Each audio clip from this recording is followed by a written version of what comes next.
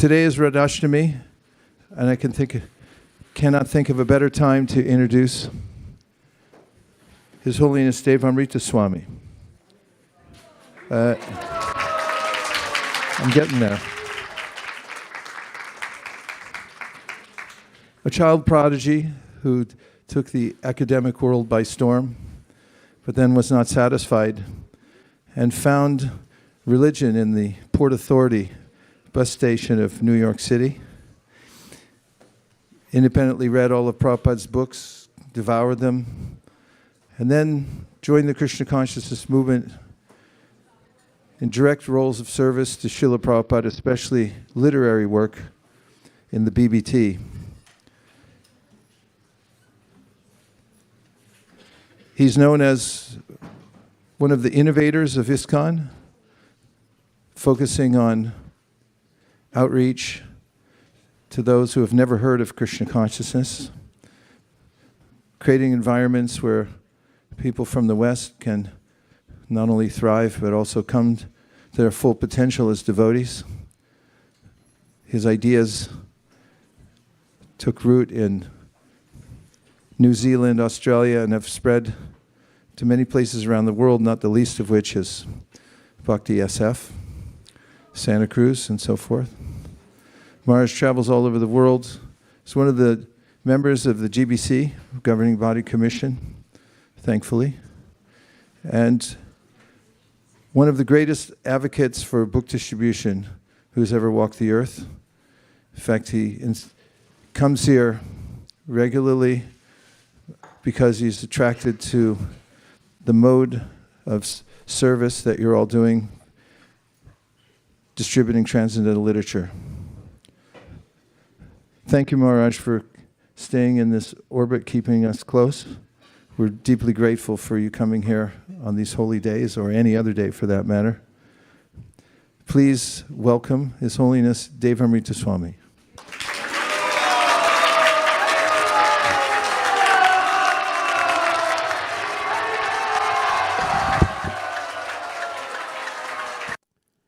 Thank you for your greeting. It's my great privilege to be here at one of the foremost Sankirtana chakras in the universe. I come here for my own purification and upliftment. So I thank you all for giving me that opportunity. Today, of course, is Radhashtami. And I generally don't have much to say on such a confidential day, but by the association of you all, especially His Grace Vaisesika Prabhu, let's see if something comes out of my mouth that is worthwhile. I myself was hoping to hear from His Grace Vaisesika Prabhu, and I thought he would be also up here, but I see he has bewildered me.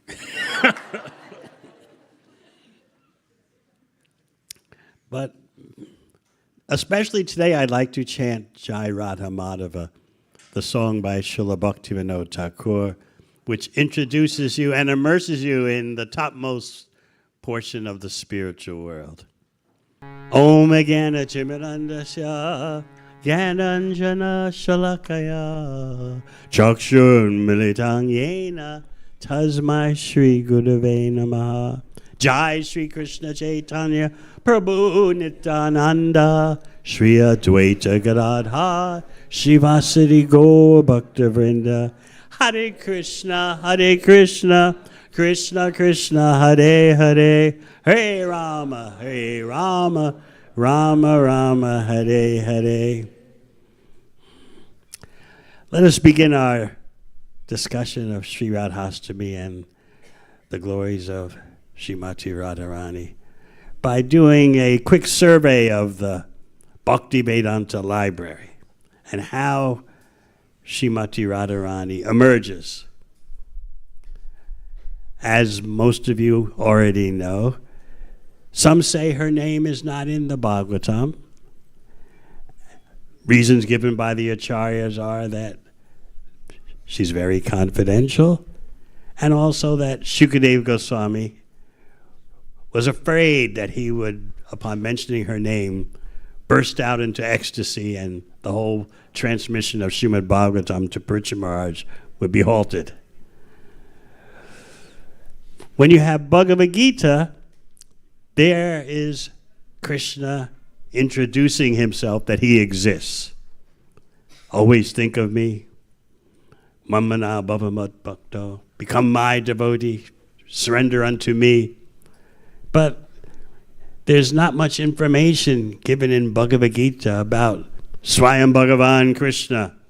You get the universal form appearing in the 11th chapter. But who is this mom and aham, this me and this I that we're supposed to surrender to? Then you have Srimad Bhagavatam, where the whole Bhagavatam is the form of the Supreme Personality of Godhead. But the smiling face, as you know, is the 10th canto. You work your way up from the lotus feet, the first few cantos, and then you ascend to the smiling face. Of that face, the smile is most sweet and most significant. So in Bhagavatam, you are introduced to Krishna Leela, Krishna's personality, his names, his forms, his qualities. But the science of Srimati Radharani is, you might think, not so present. Although the acharyas can unearth her presence everywhere. But to the ordinary vision, where is Srimati Radharani in Srimad Bhagavatam? Bear in mind, Sanatana Goswami says in Krishna Lila Stava that every syllable of Bhagavatam is saturated with Krishna praying. Every syllable.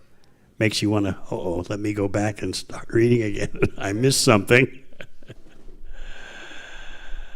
But in Sri Caitanya Charitamrita, you're introduced to Radha Tattva. You're introduced in the most, in a way that actually accomplishes the goal. You're introduced to Srimati Radharani through Sri Chaitanya Mahaprabhu. As you know, Sri Krishna Chaitanya, Radha Krishna Nayana. Lord Chaitanya is Radha Krishna combined. So in Chaitanya Charitamrita, you have Radha Krishna presented in depth. Of course, in one sense, Chaitanya Charitamrita is Bhagavatam because there's so many Bhagavatam verses. Yet, Kaviraj Goswami, by way of Lord Chaitanya, has presented to you the depths of the feelings of Srimati Radharani. And that culminates in the last chapter of the Ancha Leela, where Sri Chaitanya Mahaprabhu speaks upon offering that last Shikshastika prayer. He speaks from the core of his identification as Srimati Radharani. Srila Prabhupada explains in Chaitanya Charitamrita that Lord Chaitanya has taken on the emotions and luster of Srimati Radharani. He's Krishna taking on the emotions and the luster. He also has taken the position of Srimati Radharani. And sometimes he appears as Srimati Radharani herself.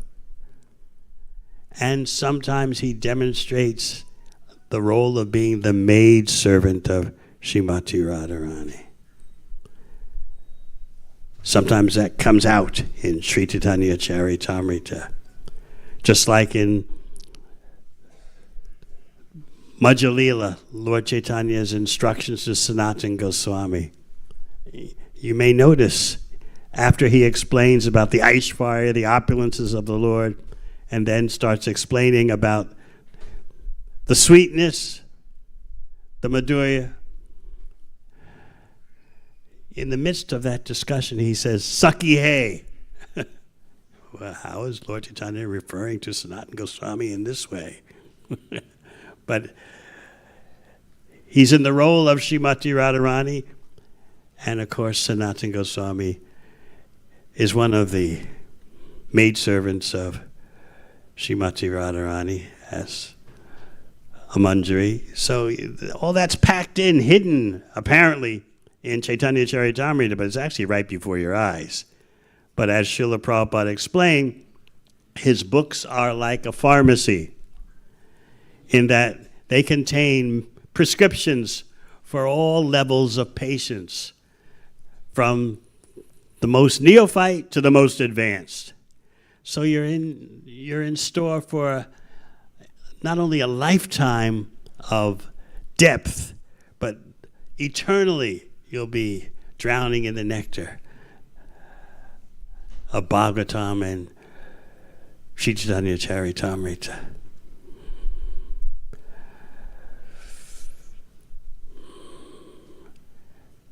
So yes, sometimes in the midst of Leelas, Lord Chaitanya appears as Srimati Radharani, just like at the Hera Panchami celebration,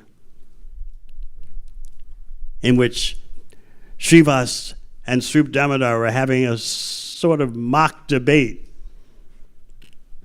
Srivas, who's Narada Muni, and Lord Chaitanya pointed out, Srivas, you're Narada Muni, you're a Vaikuntha devotee. And Srivas was asserting the glories of Lakshmi Devi and Vaikuntha,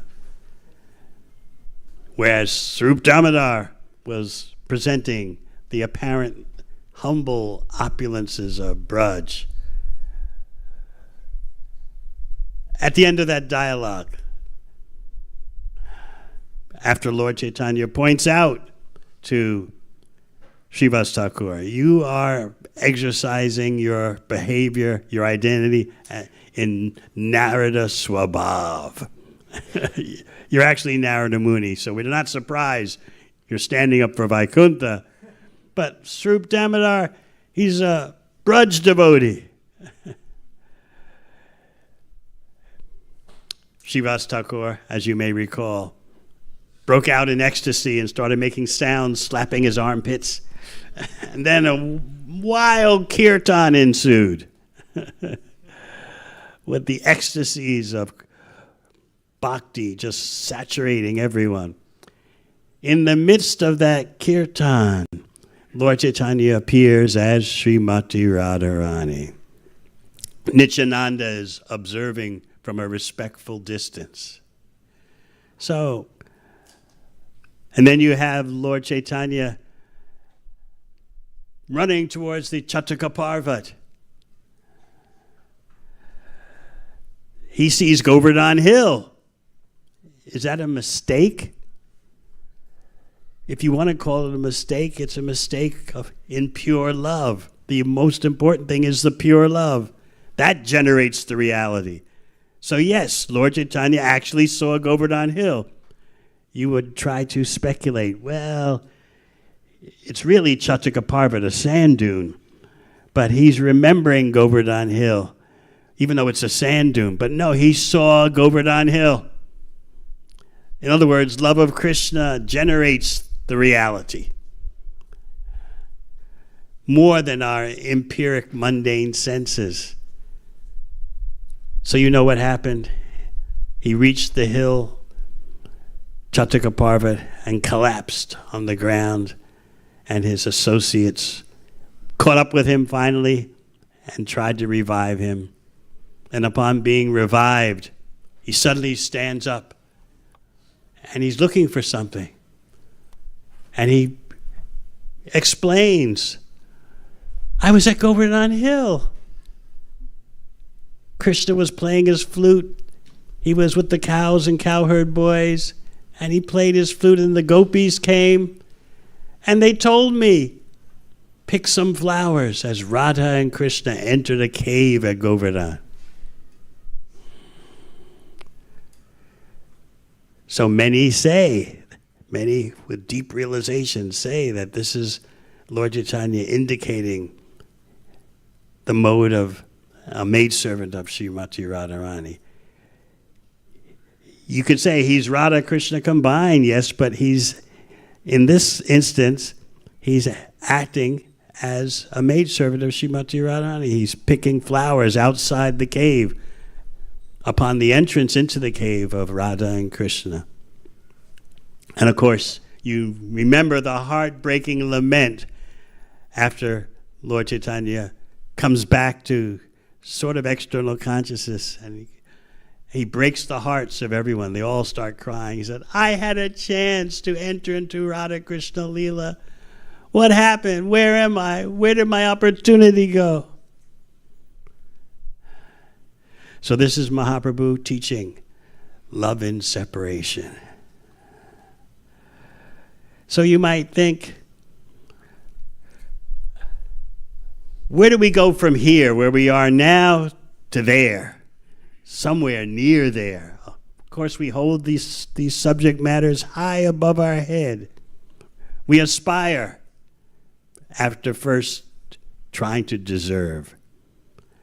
This is the instruction Srila Prabhupada gave in Los Angeles, I remember, 1976. First deserve, then desire, never aspire. What does that mean? First deserve. Engage in Krishna's service. Capture the attention of Krishna. Capture the attention of Srimati Radharani. And then you can desire, yes, let me serve them for their pleasure. But never aspire. What does he mean, never aspire? First deserve, then desire, never aspire. He explained, from your low position, he was quite graphic, from your monkey position, don't jump to the top of the tree. First deserve and then develop some genuine spiritual desire, but never from your position on the ground aspire that you want to jump to the top of the tree. So I wanted to share with you some realizations I've had about the mysticism, the Gauranga mysticism behind ISV. Are you ready?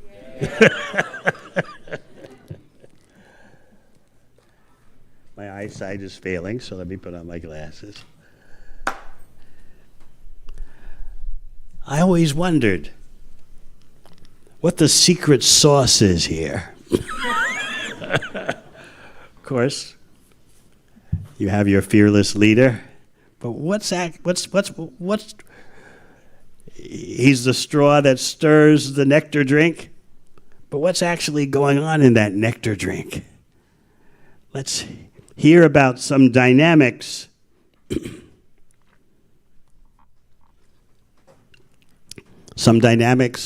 explained by Srila Prabodhananda Saraswati.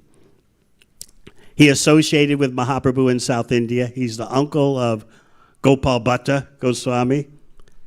And he wrote a book called Caitanya Chandramrita.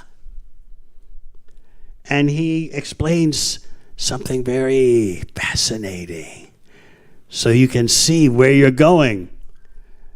We don't pretend to be there, but we want to know what's up ahead on the road. Are we in our Sankirtana activities doing something that's just external and there's something far beyond what we're doing? We're selling books, we're distributing books. Is that the activity of advanced devotees?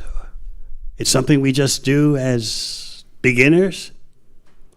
It's very interesting to hear what Prabodhananda Saraswati Thakur says.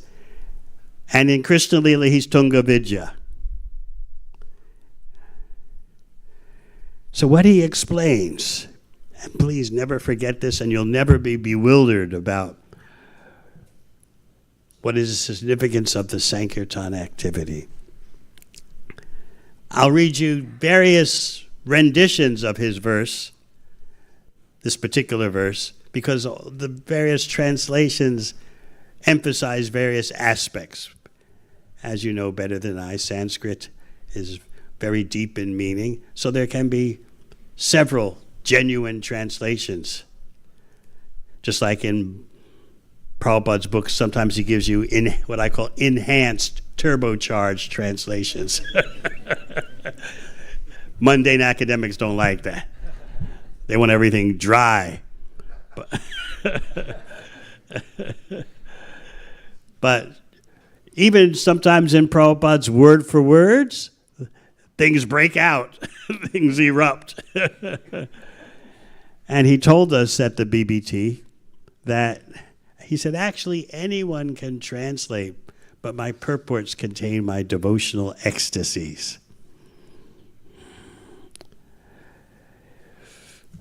So in these various words of Prabodhananda Saraswati, they give you the clear picture of where you're driving to. This is the inundation of mercy that gives you such a transcendental reality. And it's especially wonderful we can discuss this on Sri Radhashtami. So what does Prabodhananda Saraswati Thakur say? He's explaining basically that surrender to Gauranga Mahaprabhu equals shelter at the lotus feet of Srimati Radharani. So this is the secret sauce here. You may not know. This is what's bubbling. You're engaged in an activity that's giving you a direct portal, when the time is right, to the lotus feet of Srimati Radharani. So I'll read his verse, because it's very important for us to know what's up ahead, and that will inspire us even where we are at now. He writes, Yata yata gora padara vinde, vindeta bhaktim krita punya rasi, tata tatot sarpati hridyakasmat, radha paramboja sudamsu rasi. So I'll read you one of various translations, all of which are correct. As much as you surrender to the lotus feet of Sri Gauranga, you will find yourself safely situated in the service of Radha Govinda. Don't try to approach Radha Govinda directly.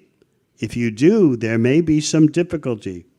But the lotus feet of Sri Gauranga will take you there safely. Haribo! Another translation. When a person accruing piles of pure acts attains bhakti to the lotus feet of Gauranga, a sweet ocean from the lotus feet of Radha suddenly enters his heart. Got that? So do you have service to Gauranga here? Yes. So this is what's up ahead on the road. Sooner or later. So we're meditating on this point, how attachment to Gauranga leads directly to Radha. Knowing this, your gratitude and appreciation for what you have here will grow exponentially, even more than what you have now.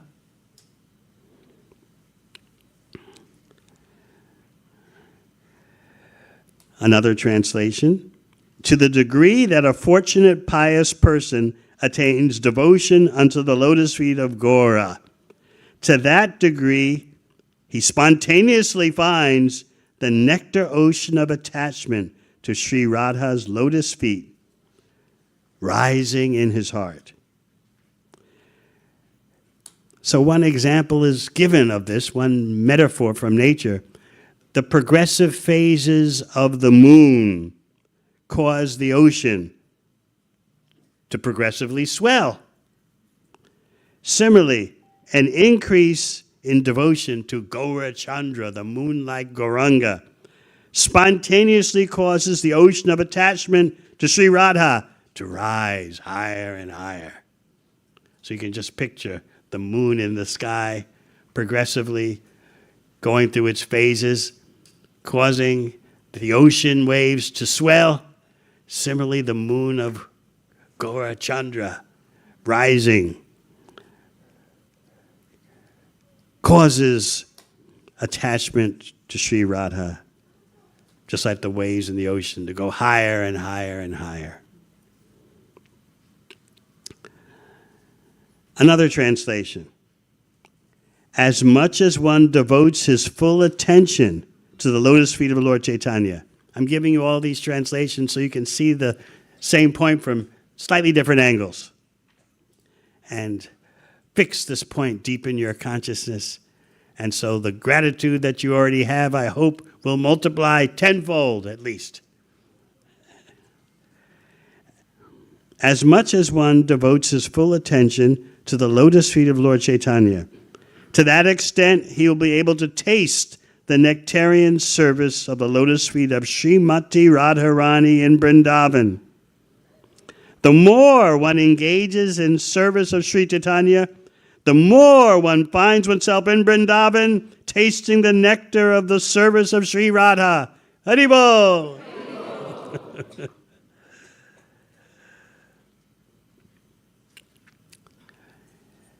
So, this is the secret sauce that's bubbling here. The safest way is to approach Srimati Radharani, to approach Radha and Krishna through Chaitanya Mahaprabhu. And as you hear from Prabodhananda Saraswati, the service to Gauranga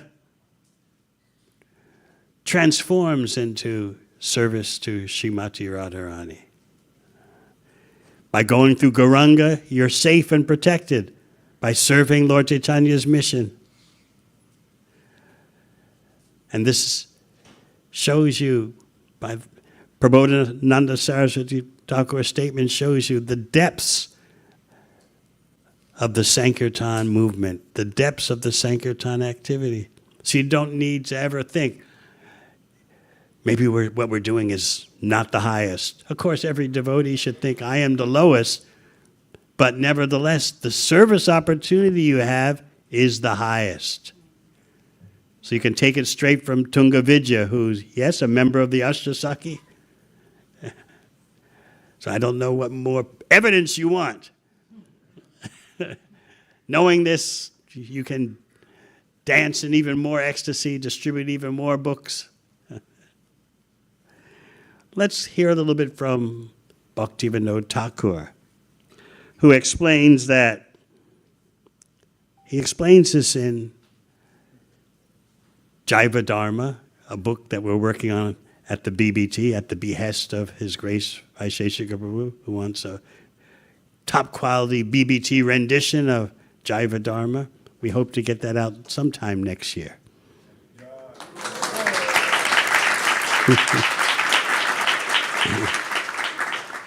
And he also explains in Navaridham Mahatmya. So Bhaktivinoda Thakur says, in Krishna, with Krishna, there are 5 relationships. You all know that. Shanta, Dasya, Sakya, Vatsalya, and Madhurya. By first worshiping Gauranga in the mood of Shanta and Dasya, the devotee attains Krishna's service in the other rasas. He explains that the devotee's eternally perfect mood will spontaneously manifest in the course of his devotional service. In the association of devotees, one who possesses the qualities beginning with humility will first worship Gauranga in dasya, or servitude relationship. This dasya rasa is the highest mood in the worship of Gauranga. It is in that mood that devotees call Sri Gauranga Mahaprabhu.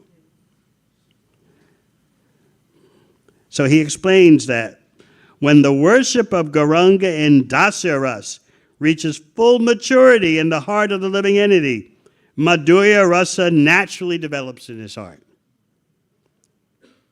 At that time, one's worship of Gaur Hari qualifies him to worship Radha and Krishna in Vrindavan. Gauranga then drowns the devotee in the nectar of Radha and Krishna's eternal pastimes, which the devotee enters as he attains Vrindavan. Gauranga drowns the devotee in the nectar of Radha and Krishna.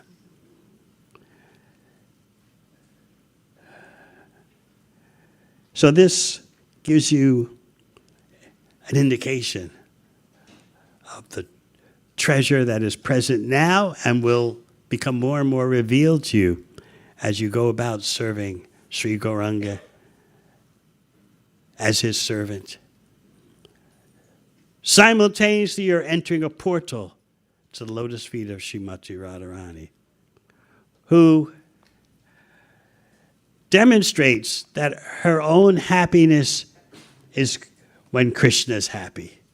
As Lord Caitanya, speaking as Srimati Radharani, says in the Anchalila chapter 20, that if my unhappiness makes you happy, then I won't call it my unhappiness. I'll call it my happiness. What kind of standard of bhakti is this? Of course, all the residents of Vrindavan are steeped in the selflessness of pure devotion. Sometimes you hear them calling out to Krishna to save them. Krishna, Krishna, Mahabhaga, Hey Rama.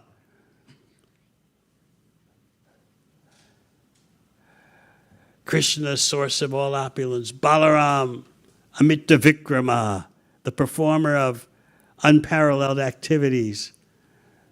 Just when the forest fire was, 2 forest fires were threatening the Brijbasis. It seemed like they were calling out to Krishna, save our own skin. But no. The Acharyas point out that the Brijbasis are fearing that death will separate them from Krishna's lotus feet. They're not fearing death. And they're not pleading, save our skin. They're pleading, save our association with you. We can't live without you. We don't mind dying, but where will your lotus feet be? Where will service to your lotus feet be?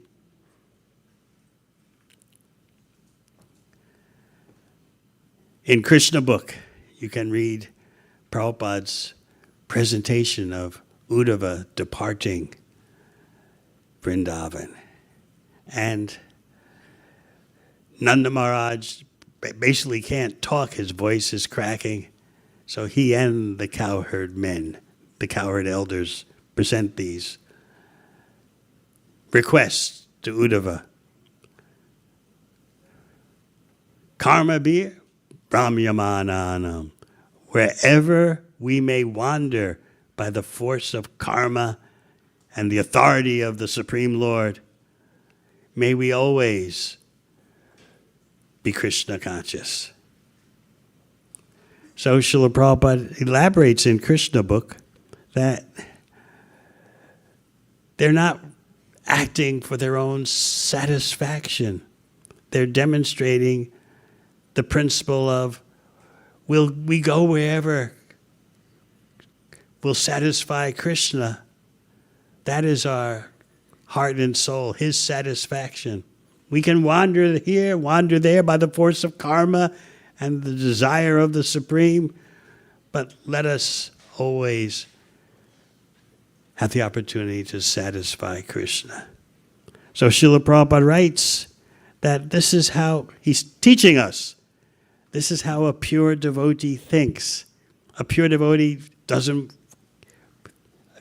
think to go to the heavenly planets, doesn't think to go to Vaikuntha. He said, doesn't think to Goloka Vrindavan. He simply aspires for the satisfaction of Krishna. And of course, the best personality for doing that is Srimati Radharani. So therefore, Lord Chaitanya reveals, in the role of Srimati Radharani, he reveals the pinnacle of selflessness. It's hard for us to imagine such selflessness. If my unhappiness makes you happy, I won't call it my unhappiness, I'll call it my happiness. Could you say that to someone with a straight face? No way. Even someone most dear to you. You want something for yourself. Okay, I don't mind a little unhappiness in the course of pleasing you, but I got to have something for me. But when you read Anchilila chapter 20, you see Lord Chaitanya just empty. He's demonstrating Srimati Radharani empty of any drop, even just a drop of any kind of motivation that could be construed as selfishness. So you can study that section of Caitanya Charitamrita and see the most exquisite gem.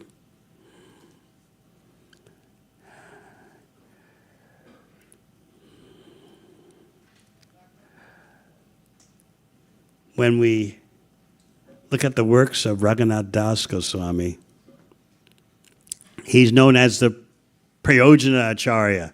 He's demonstrating and writing about the ultimate attainment.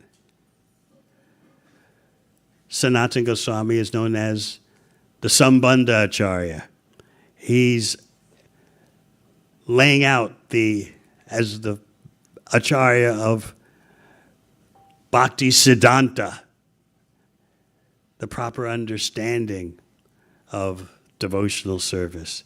And then there's Rupa Goswami, the Abhideya Acharya, the Rasa Acharya. He's laying out the science of rasa and giving you the methodology of devotional service. We hope to sometime at the very end of this year or very beginning of next year, we hope to give you and His Grace Vaisesika Prabhu's esteemed marketing team, we hope to give you 5 volumes of Bhakti Rasamrita Sindhu.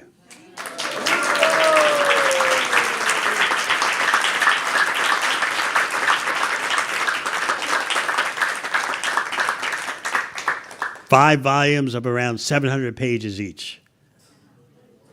Comprehensive, in-depth indexes, glossaries, so many explanatory notes. Actually, you may not know it, but Srila Prabhupada started to render Bhakti Rasamrita Sindhu. He did about the first 25 verses. So we're begging for his mercy to present Bhakti Rasamrita Sindhu, which will include Prabhupada's translations and commentary for the first 25 verses that he did. And then, of course, there'll be Jiva Goswami and Vishwanath Chakravarti Thakur. Also, commentary by Bhakti Siddhanta Saraswati Thakur, because in his Caitanya Charitamrita, there's so many Bhakti Rasamrita Sindhu verses. So Bhakti Siddhanta Saraswati Thakur commented on those verses in his Caitanya Charitamrita. So we've extracted those commentaries for those Bhakti Rasamrita Sindhu verses and put them in our Bhakti Rasamrita Sindhu. So you're going to have such a wonderland. So we hope to render that little service. It's taken us 10 years. COVID, of course, slowed things down. But then to produce a first-class rendition, not just whatever you find on Lowy Bazaar. So many what I would call cottage industry publications. Well intended, but you have no idea the accuracy of the Sanskrit translation. The English is generally lousy. And you don't know, well, who presented this? What can I rely on the consciousness of the particular translator of this particular book? I don't know. But anyway, it's at Lowy Bazaar. Okay, 100 rupees, all right. So at the BBT, since ISV is a triumphant supporter of the Bhaktivedanta Book Trust, Prabhupada's heart, at the BBT we've taken such care for years to hone everything to the highest standard. Our gold standard we hold above our head is Brihad Bhagavatamrita. So we want to be on that level.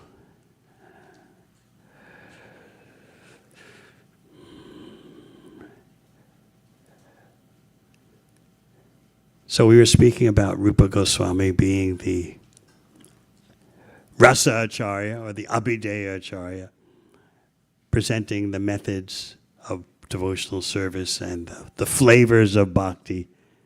And then Raghunath Das, known as the Prayojana Acharya, focusing on presenting the ultimate attainment. Just like in his work, Vilapa Kushumanjali, full of lamentation, of separation from Srimati Radharani. He writes, what is the use of life itself? What's the use of Vrindavan? What's the use of Krishna without my having the association of Srimati Radharani? In the times of Bhaktisiddhanta Saraswati Thakur, he was giving a public talk. And then one gentleman stood up and asked a question, why all this talk about Radha and Krishna? What about Lakshmi Devi? And the associates of Bhaktisiddhanta Saraswati Thakur described that Srila Bhaktisiddhanta was like frozen in terms of how does he respond? He can't speak about the glories of Srimati Radharani in such a general public audience. At the same time, he couldn't tolerate that Srimati Radharani is being minimized. So what to do? The gentleman is asking, what's all this about Radha? What about Lakshmi? Lakshmi Narayan? So Bhaktisiddhanta was just frozen. And finally he just fainted. Because I can't say anything in public, but I have to stand up for my beloved. But I can't say anything in this kind of audience. So the subject matter is too confidential for a general public, but here is this man defaming my beloved.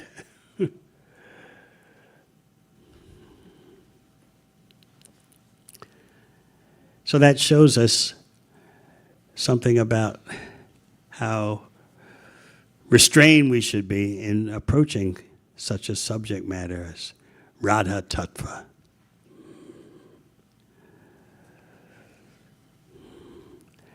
And as I'm sure you've discussed, you've heard so many times, Srila Prabhupada's presentation, that if Srimati Radharani recommends you to Krishna, that's the best thing that can happen. That's the culmination of success in bhakti. So a devotee is praying, please recommend me to your Krishna. Krishna belongs to you.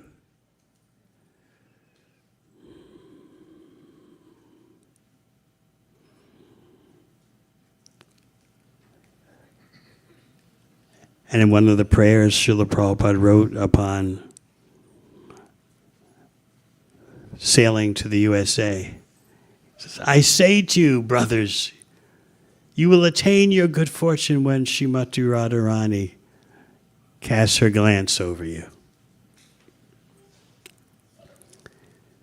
So again, how do we get there? What's the surefire way, as much as sure as anything can be, to attain the lotus feet of Srimati Radharani is by service to Gauranga. That's the portal. That's the landing page. And from there, due to the gradual increase in purity and intensity of your service to Gauranga, the lotus feet of Srimati Radharani become revealed. And of course, in the spiritual world, Srimati Radharani, who's always, of course, in the spiritual world, derives more pleasure by arranging her fellow gopis to meet with Krishna. This is hard to understand because we're so focused on me. I want to meet Krishna. I want to be with Krishna. Reminds me of one incident at one of our outreach centers for the non-traditional audience. One Japanese lady walked in. She was a tourist in New Zealand. And she saw the cover of a Krishna book. And she came up to me and said, "Who's the girl with him?" How to get rid of her. That was her first time she ever saw a picture of Radha Krishna. And immediately she's thinking, I want him. Let's get rid of the girl.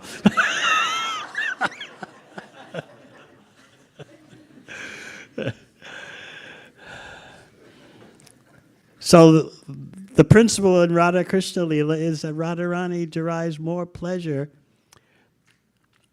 giving her gopi friends a chance to be with Krishna than she does with being with Krishna. You probably think, oh, she's just saying that. Or that's just presented in the Shastra to inspire us. But no, that is actually the dynamic. So you can see where the Sankirtan mercy mission is coming from. The devotee delights more in presenting others to Krishna than the devotee himself or herself gets or wants to get by direct association with Krishna. So in Caitanya Charitamrita, Antila chapter 20, Lord Chaitanya, absorbed in Radha Bhava, says, Krishna, if your being with another girl makes you happier, I'll go and plead to that girl. Please be with Krishna. I'll fall at her feet. It's really intense, this section of Caitanya Charitamrita.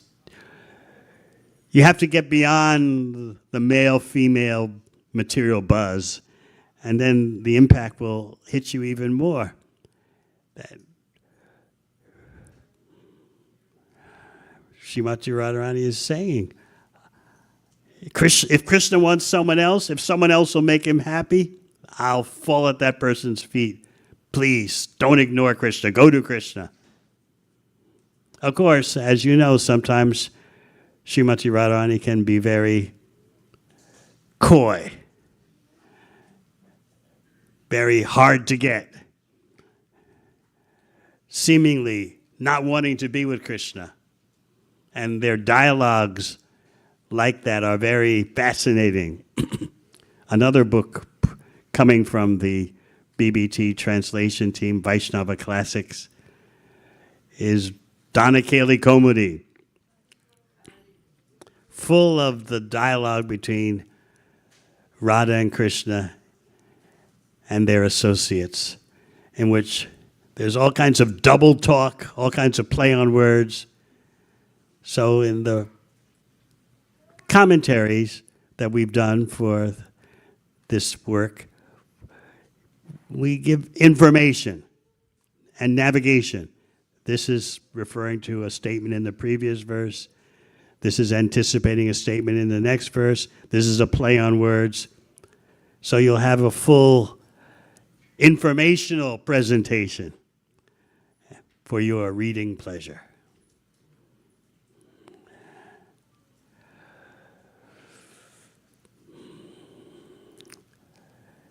Now, what about the assistants and the friends of Srimati Radharani? We see that Radharani gets greatest pleasure in arranging their meeting with Krishna, their time with Krishna. But they themselves get the greatest pleasure by assisting Radharani in meeting with Krishna.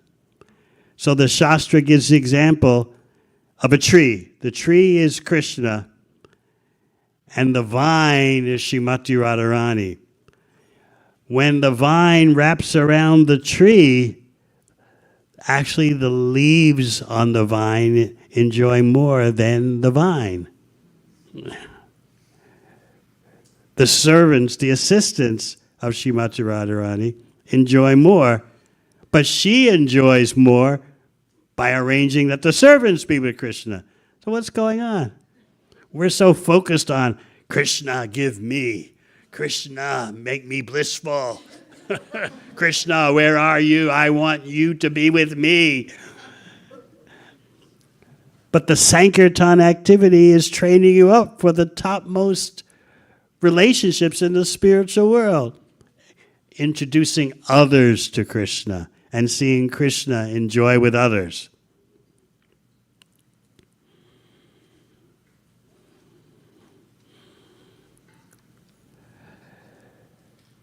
I've already explained to you, and you've heard it, I'm sure, from others in a much better way. Yes, about the controversy in Los Angeles during the start of the book distribution boom.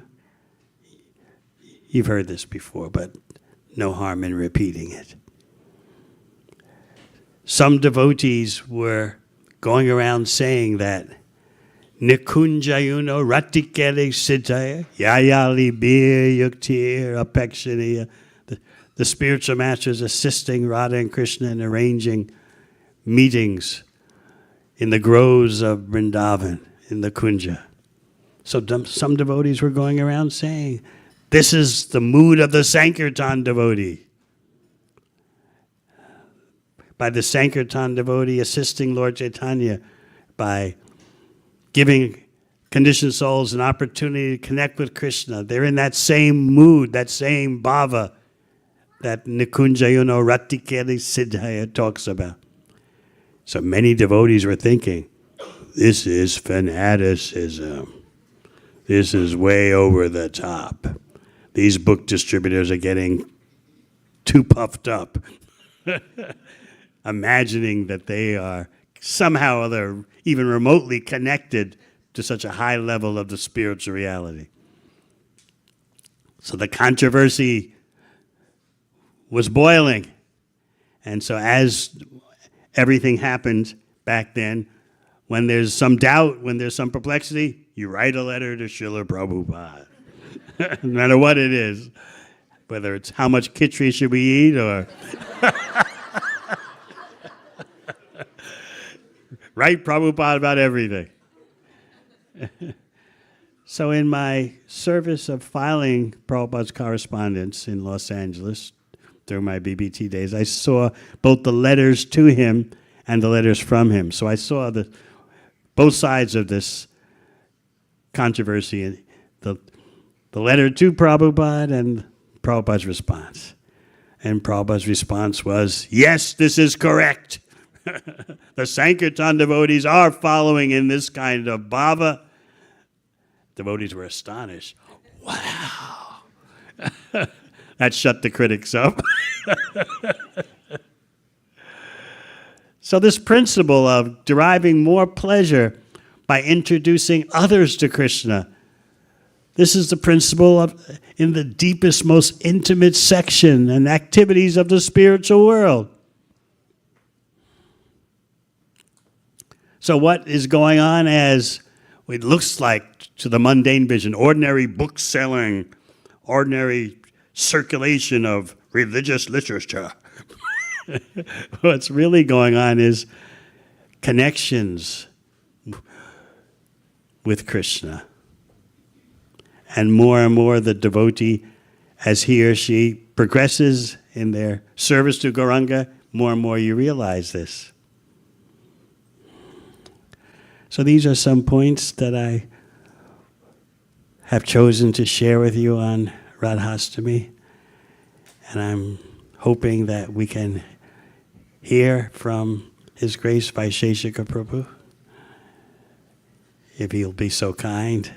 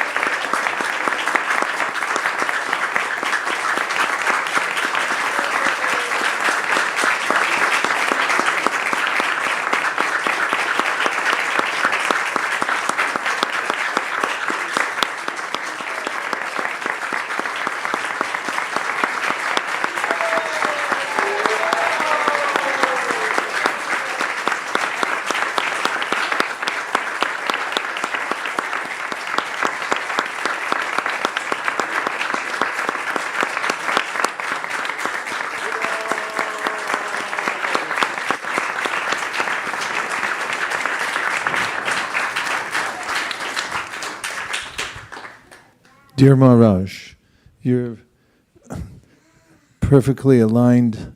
Your message was perfectly aligned and very much needed by all of us, as the rigors of time passing tend to stretch us in various ways. And the way you presented, you gave us nishta in our practice.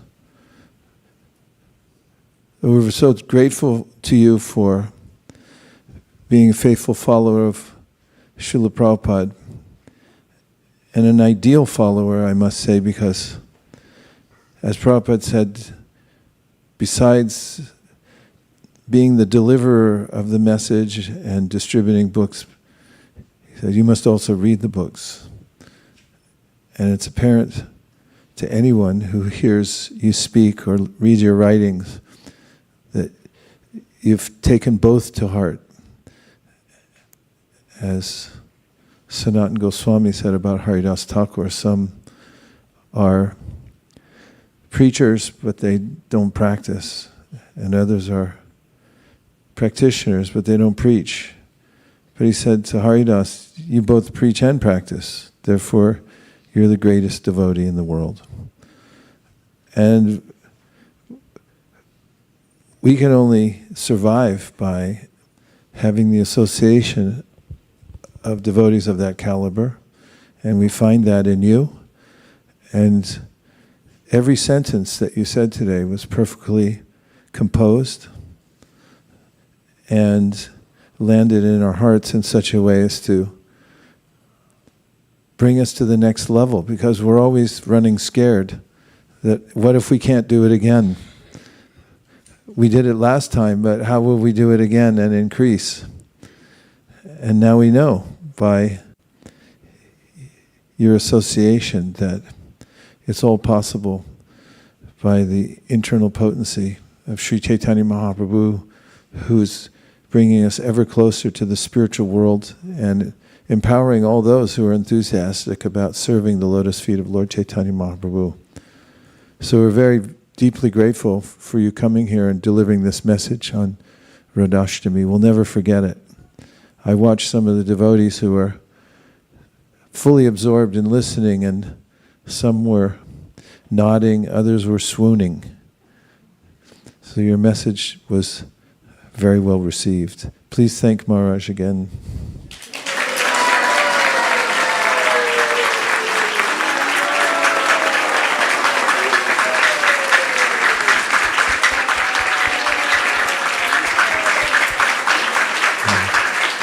Now,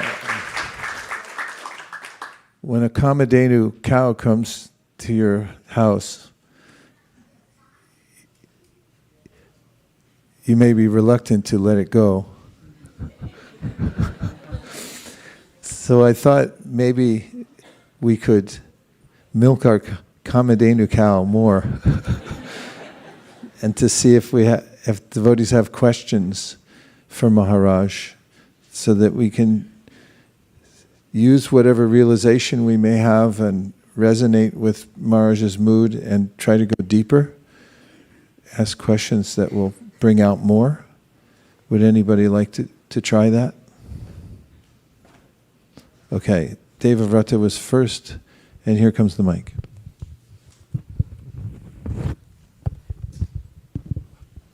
Hare Krishna Maharaj. There's this song by Narottam Das Thakur in Prema Bhakti Chandrika where he says, Apana bhajana kata na shunibe jata tata, that whatever is the essence of my bhajan I won't reveal with the world. So if one is making progress in the path of Sankirtan and the realizations, the goal which you mentioned, are becoming a reality after years of serving the mission, sacrificing for the mission, what is the mood of preserving those realizations in such a way that it remains confidential and not a topic of public discussion? You discuss with like-minded persons. As Rupa Goswami says in Sri Upadeshamrita, the 6 loving exchanges. But those 6 loving exchanges in terms of revealing your mind and having others reveal their mind to you, that's done in an appropriate situation with appropriate persons.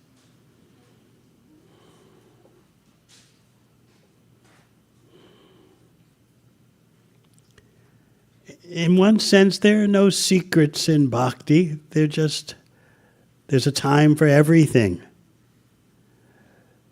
That's why I quoted Srila Prabhupada's little jingle. Like ISV is famous for coming up with acronyms and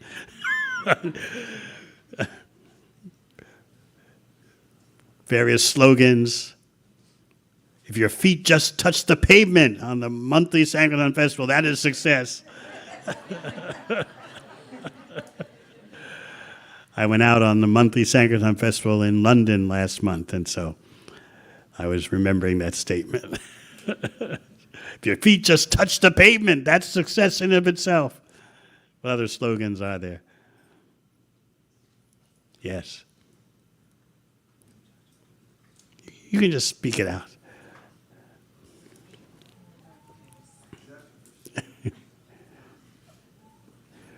What other? Assume it can be done. Hare Krishna. Assume it can be done. Yes. There's another one. These slogans from ISV have gone all around the world. Hey, Krishna Maharaj. You have another slogan? You don't know them?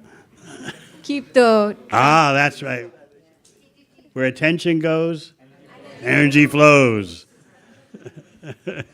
So Prabhupada coined his own slogan: first deserve, then desire, never aspire. So I explained the purport to that, right? First deserve, and then desire, oh, let me hear about Krishna's confidential pastimes. Let me aspire for some kind of speck of dust service. But first deserve, then desire, but never aspire, never from your position, in Prabhupada's language, from your monkey-like position on the ground. Don't jump to the highest branch of the tree. He had to be very graphic because, we were... You had to make sure the point penetrated into the skull. I was, just like last night when I was having dinner, so mercifully prepared by Her Grace Nirakula Mataji, and Vaisesika Prabhu started reading from Nectar of Instruction. And he read that famous verse in purport that there's no better place to be in the universe than Radha Kund. Everyone should go there. So we were discussing, well, a devotee would hear that and might think, as they did back in the 70s when Nectar of Instruction first came out, that, well, I'm out of here. I'm going to Radha Kund. Nectar of Instruction says. But what about the qualification? So that's what Prabhupada meant by first deserve, then desire. I remember the Sanskrit department back then was infamous for devotees falling off the wagon, so to speak, going off in their understanding. And so one of the chief Sanskritists had gone off to Radha Kund to be with the Babajis for 3 months and then came back. And he was a Sanskritist that was at the level of, he could deal with Srila Prabhupada about translations. So he went in to see Prabhupada upon his return from what he thought he went to Radha Kund. Whether you can't go to Radha Kund in that kind of consciousness, but he thought he went to Radha Kund. So I asked him, as soon as he came from seeing Prabhupada, I asked, what happened? What happened? And he told me himself. He went in to see Prabhupada, and Prabhupada started off very gently and then ended up like a tiger. So-and-so, how was your trip to Radha Kund?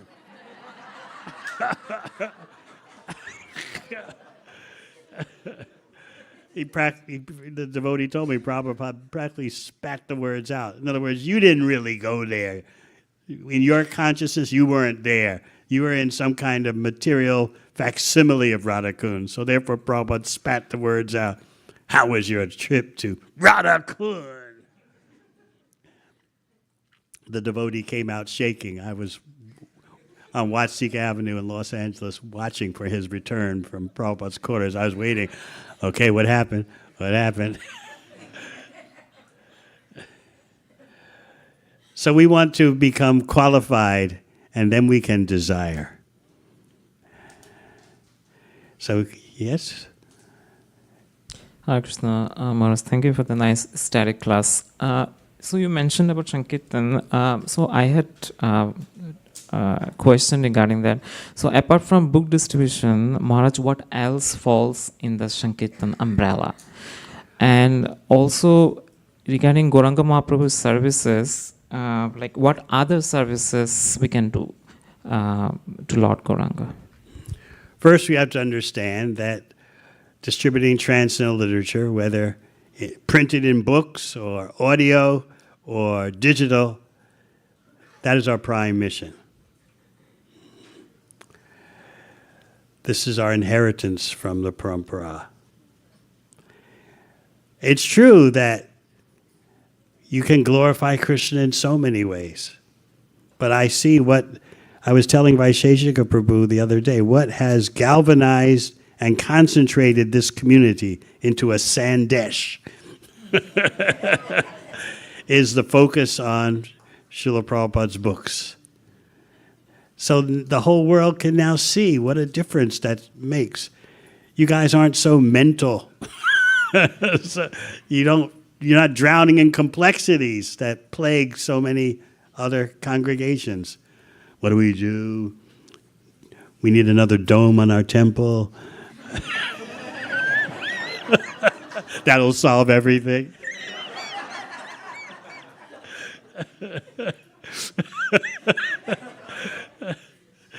You don't have those kind of intricacies because you're focused on reading and circulating Srila Prabhupada's books this way, that way. And you can feel the surcharge of energy. Maybe sometimes some of you would think that, well, it's just too concentrated here. It's just too focused. Maybe you might entertain such thoughts. But the more you understand your great fortune, the more you'll appreciate that intensity of focus. Srila Prabhupada was the master of the focus. And if you want to continue with your confidential service of distributing books this way, that way, you have to appreciate the art of the focus and teach others to do that. It doesn't mean you're narrow-minded and fanatical.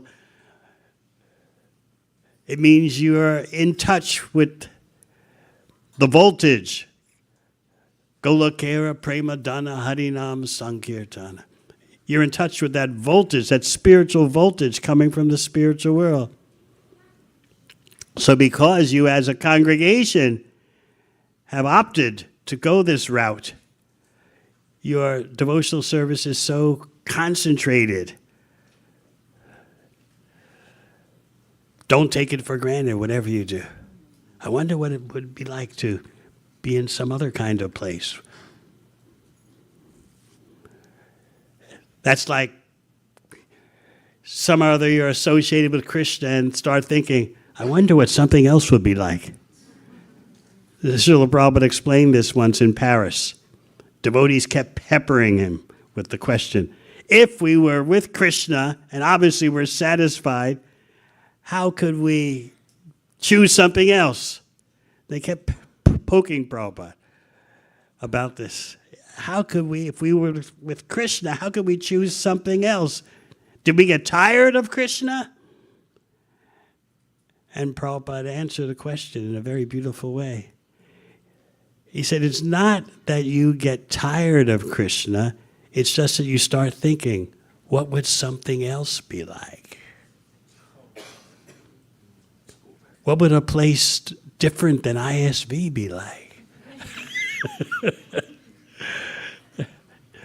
Yeah, book distribution ki jai, but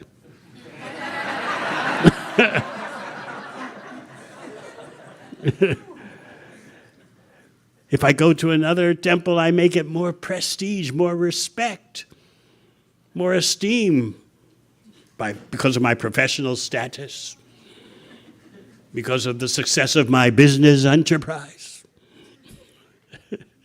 So anyway, Prabhupada was explaining that it's not that you get tired of Krishna, it's just you start thinking, even a little bit, I wonder what life separate from Krishna would be like.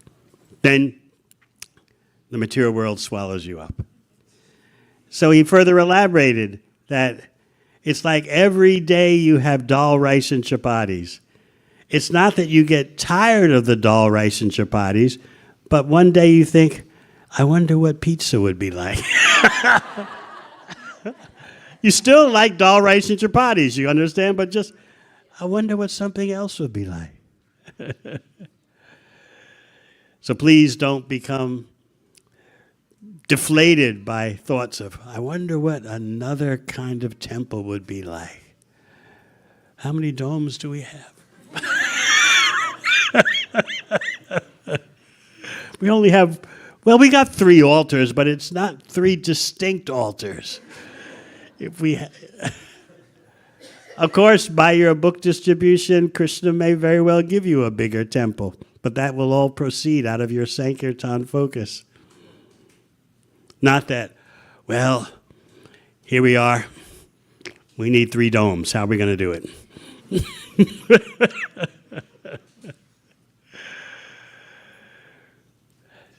Instead, you're thinking, here we have Srila Prabhupada's prime activity. We're acting in that way. Let's see what comes from it.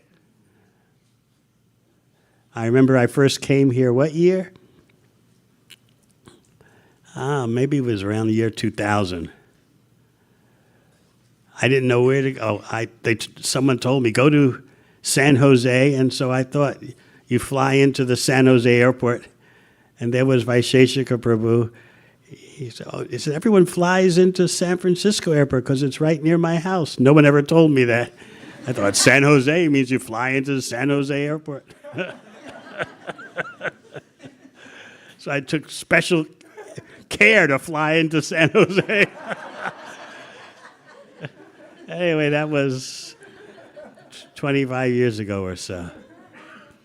So since that time, I've watched how you have a community of Ghostianandis dedicated to giving Krishna to others, tasting the delight in arranging for others to be with Krishna.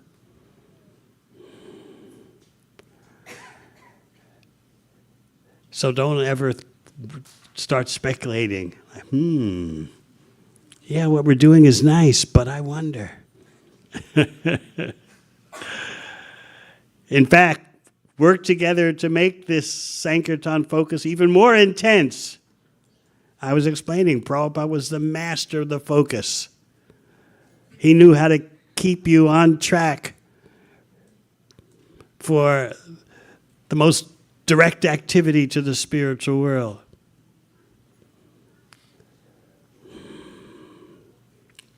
I was explaining this year in Mayapur, Prabhupada's fail-safe insurance policy. He said this twice. He said that, let us assume, although it's very painful to assume that, let us assume that all the leaders in ISKCON go away, all the head pujaris go away, all the presidents go away, all the pujaris go away. There's nothing. What will happen? The whole ISKCON vanishes. What will happen? He said, because my books are everywhere, someone will read one of my books and know exactly how to restart the Hare Krishna movement.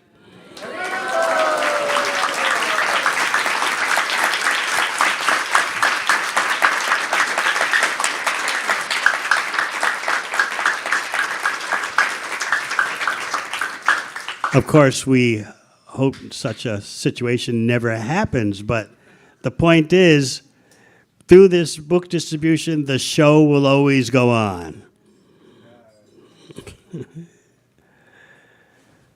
Sometimes devotees wonder, what happens after Prabhupada's disciples disappear, and what happens with this, and what happens with that? But you are enacting the best insurance policy. The best thing for now, and the insurance policy for protecting the future. So I thank you all.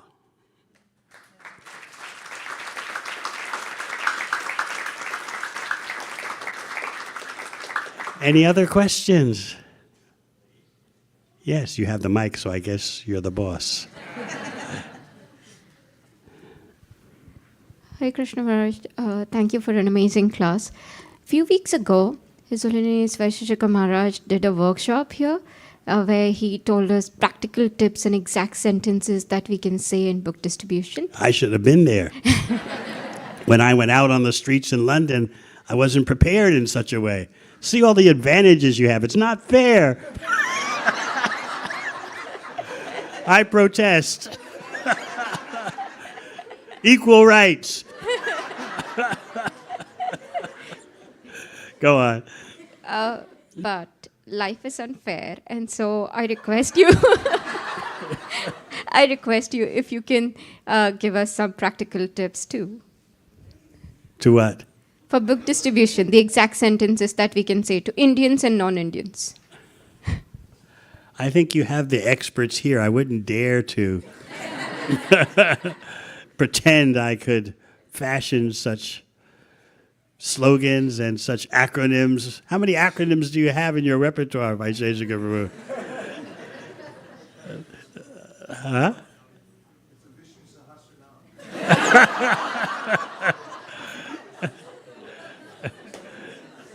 Every week I hear a new entity is formed for book distribution support with an acronym on it.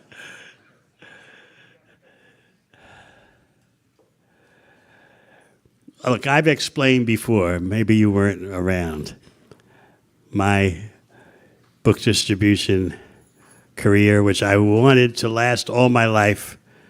And then, see, I had it all figured out as a Sankirtan devotee in New York. They called me the hard luck kid. I would go out 7 days a week and practically do nothing.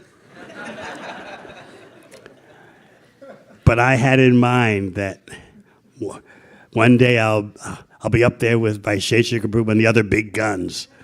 I just keep trying. And I kept trying and trying and doing nothing. 7 days a week. Practically nothing. And then one day, I was with Brigupati Prabhu. Everyone knows Brigupati Prabhu. And we were in a parking lot for a big mall outside New York City. And so I said to myself, I'm going to imitate the big guns. What do the big guns do when they drive up into a parking lot? As they're loading their book bag from the trunk, anyone who walks by, here, they stop that person. Whereas the wannabes, like me, we'd usually just, take our time loading the book bag. All right, I got to get out there. I'm not talking to anybody until my book bag is loaded. I'll put it off as long as possible. But that day I said, all right, I'm imitating the big guns.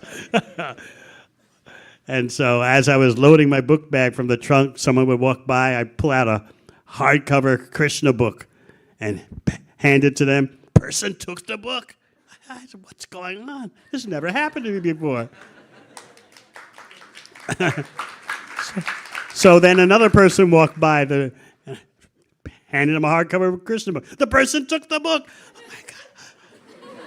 I've done 2 big hardcover books in 5 minutes. I haven't done that in 1 week. So then I just stayed at the car, and every time someone would walk by, hand him a hardcover Krishna book. And in a half hour, I had done like 15 hardcover Krishna books. I remember Brigupati Prabhu. He's on the other side of the parking lot. He comes running up. What's going on? What's going on? You got some new mantra? You holding back? What are you doing? He's like his eyes were bulging. They knew I'd never do any books. And so he's watching from across the parking lot, like person after person is taking a hardcover Krishna book. So he comes running over with his eyes bulging and demands, well, you got some new technique. Tell me, what are you doing? I said, this is the only thing I know. All I can say is, this is not me. I have tried for 2 years doing nothing. All of a sudden, the switch is turned on. I know it's not me. So from that moment on, every day I was floating out the door on book distribution. I told myself, all I have to do is this service, the rest of my life, I go back to Godhead very easily. So that was my desire. And then 3 months later, my health collapsed. Right at the time when Prabhupada was demanding, where are my books? Where are my books? Where are my books? So then I reluctantly told devotees, the New York leaders, I don't want to give up this service. There's no other service for me. They told me, look, you got to face the facts. Your body can't handle New York winters anymore. And there's a big need for devotees with your background to help Prabhupada in publishing books. So reluctantly, I agreed. I was thinking as a neophyte, where will my glory come from? I'll just be working behind the scenes. No one will know about my, I won't have my name read in the scores.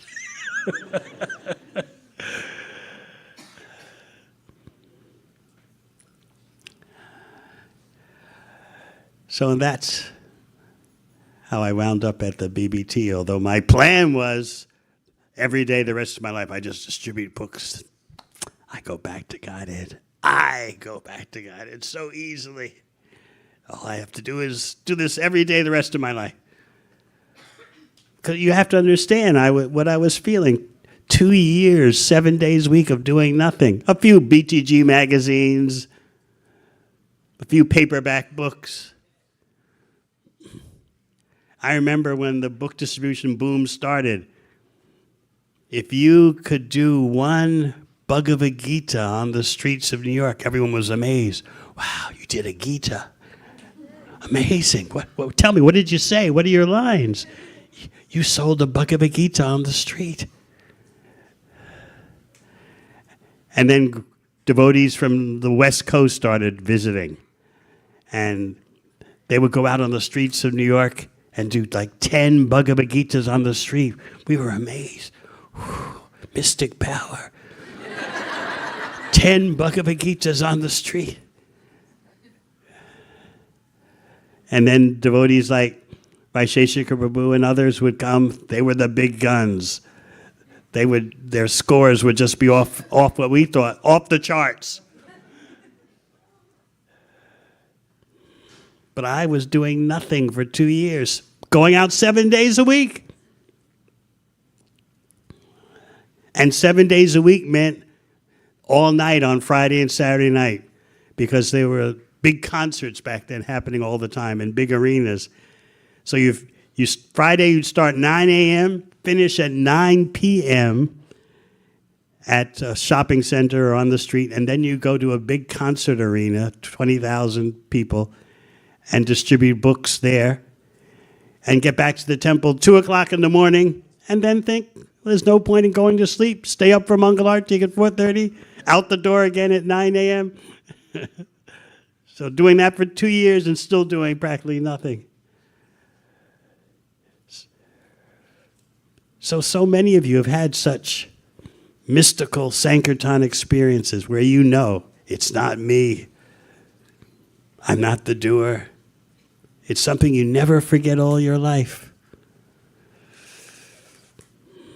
When Krishna wants to use you, he turns the switch on. But still, and the fact is, even during the struggles, Krishna's watching your effort.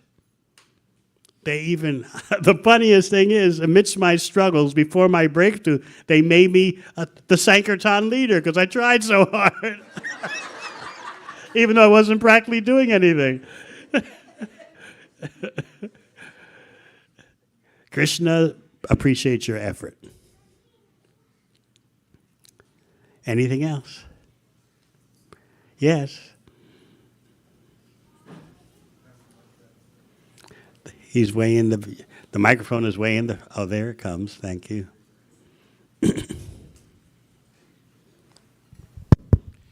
Hare Krishna, Maharaj. You shared that incident of Bhaktisiddhanta Saraswati, that person asking that question about Lakshmi Devi. So I had and then you said he fainted. So I had a similar experience, not once but twice, 10 years apart, two different people, different geographies, and those people claiming to be religious and following the principles of Shankara's tradition. They mentioned a few things which, obviously, they are saying they believe in Krishna, Vishnu and all, but they mentioned something about Radharani, which obviously I will not repeat today, such auspicious day, and I'm not exalted as Bhaktisiddhanta that I would faint after listening to these things. But I was definitely going through a very horrible experience both times, like the words they were saying. So what is your guidance on how should we reciprocate, how should we react to these situations when people don't connect with Radharani as our worshipable deity? You say you're talking to Shankarites. Yes, both of them. There's no point in continuing the conversation.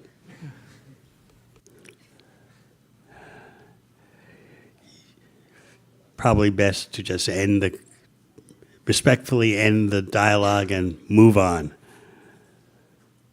Otherwise, you're presenting the glories of the Lord to persons who have no intention of ever having any faith. I remember one example.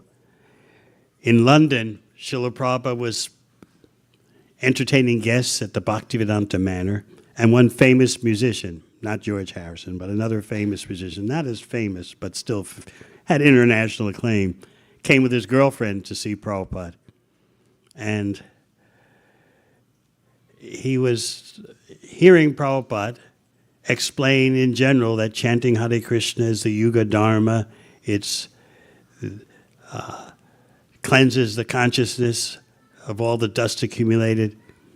One devotee there thought Prabhupada needed some help in more graphically and vividly explaining the glories of the holy name. So the devotee, thinking, honestly and sincerely thinking he's helping Prabhupada, intervene. What Prabhupada is saying is that Krishna is the same as his name. Boom. It was like a bomb hit. Prabhupada, right in front of the celebrity, said, "Stop. You are explaining the glories of the Lord to the unfaithful." Right in front, right in front of the celebrity. Stop. So this is a personal response from a real devotee, Srila Prabhupada, that I don't want the intimate glories of my beloved presented to such a person. So similarly, you're talking to Shankarites, you don't let the conversation venture to anywhere near Srimati Radharani or even Krishna's pastimes, like stealing butter. They can't understand the butter thief, what to speak of Radha Krishna. They have problems understanding Battle of Kurukshetra. Why did Krishna apparently instigate the whole battle? Can't understand that. And so certainly we don't want to present Krishna's intimate leelas. Another example from Srila Bhaktisiddhanta Saraswati Thakur. If this wasn't a public preaching program, but it was amongst devotees and semi-devotees, favorable congregation. So one man asked him that, why is it Krishna left the gopis and disappeared? And Bhaktisiddhanta Saraswati Thakur paused for a while and then in anger said, "What kind of question is that?" How is he responding? He's responding in his role as part of Krishna's entourage. We don't want to hear about how Krishna left us. Very exalted. Natural personal reaction. I don't want to hear about Krishna leaving us.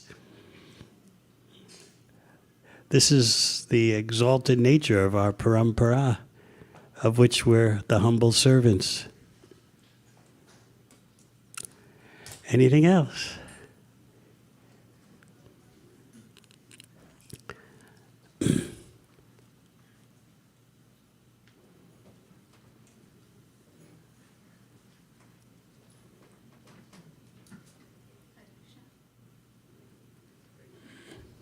Hare Krishna Maharaj, please accept my humble obeisances. All glories to Srila Prabhupada. Yesterday we were on Sankirtan and we had similar experience. But this time it was somebody who was from the Madhva Sampradaya. He came up to the table along with a devotee and then we were talking to him and he mentioned that, we said that we also belong to the Brahma Madhva Gaudiya Sampradaya. And he said that up till certain Acharya, you were following everything and then you got deviated. And then I mentioned, we didn't get deviated. It's a separate branch. It's a branch of the tree, right? Just like a tree has a branch. So our Gaudiya Sampradaya is the branch of the Madhva Sampradaya. And then he said, we don't believe all this because there is no incarnation in Kali Yuga. Then we told that Lord is a hidden incarnation, is a Channa Avatara, and his mention is there in Vishnu Sahasranam. And Suvarna Gopika Mataji quoted the Vishnu Sahasranam verse. And then he went and after a couple of hours, he roamed to all the booths yesterday. And then he came back. What about the books? No, it was a festival. It was a Ganesh festival, and we were on Sankirtan, and we were having one of our booths. And then he roamed around for a couple of hours, and then he came back. And he came back and said, he further started talking, and we told him, we showed him the Bhagavad Gita, we showed all the acharyas in our sampradaya, and Then we also told that since Madhavendra Puri, earlier Madhva Sampradaya, only Krishna used to be worshipped, but Krishna and Radharani were started worshipping since Madhavendra Puri and Chaitanya Mahaprabhu. And then maybe something changed in his mind, and then he took small two kids' books and he donated $101, and he left, and he was very happy. So everything changed suddenly. So that switch, the Lord switched that on that right time and changed his heart, because he was committing some kind of aparadh by saying that you deviated and all that. But somehow Krishna changed his heart. By the purity of your presentation.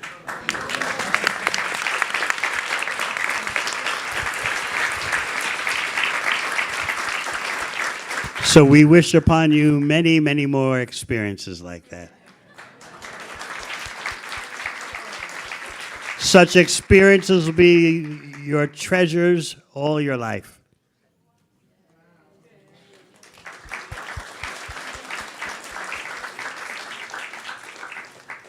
Yes. Maharaj, thank you so much for a wonderful class. The question that Prabhu asked about the Shankarites, what if your family is full of Shankarites? Well, you're the only one who follows Chaitanya Mahaprabhu. Well, luckily I have my son following because of Vaisesika Maharaj's mercy. But then I don't discuss much details about all that with my parents especially, or even my entire family. They do think Krishna and Vishnu are the same, and they think whoever you pray to, the answer is the same. So what is it that as a devotee that we can do for our family when everybody else is absolutely has no clue about what's really the purpose of life? Give them tasty prasad.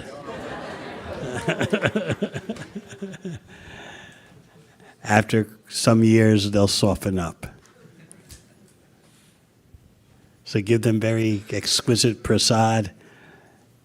Every time they start opening their mouth to talk about all paths lead to the same goal, pop a samosa in their mouth.